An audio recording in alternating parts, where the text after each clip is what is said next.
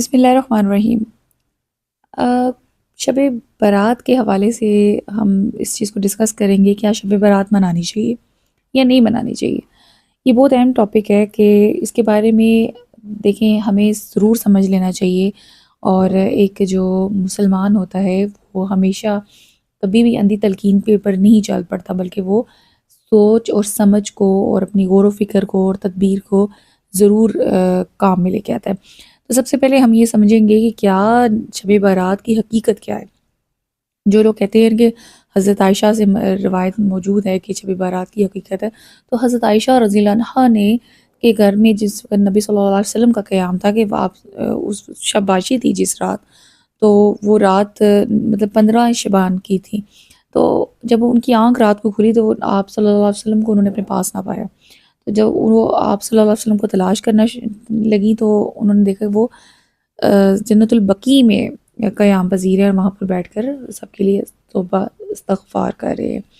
تو ان کی مغفرت کی دعا کر رہے ہیں۔ تو یہ چیز ثابت ہے کہ آپ صلی اللہ علیہ وسلم نے اس رات زیادہ سے زیادہ استغفار کی اور ان کی بخشش کی دعا کی۔ لیکن جو لوگ یہ کہتے ہیں کہ اس رات قرآن پاک کا نزول ہوا، اس رات اگر آپ یہ عبادات کریں گے تو جہنم سے آپ کو نجات ملے گی، اور اتنی بار استغفار کریں گے اور اتنے روزے رکھیں گے اور اس رات تقدیر کے فیصلے ہوتے ہیں، تو یہ سب جو ہیں وہ فیبریکیٹڈ قسم کی باتیں ہیں۔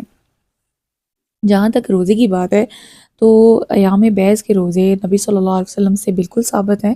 سنت کے مطابق 13 اور 14 15 جو چاند کی ہوتی ہے ہر ماہ کی،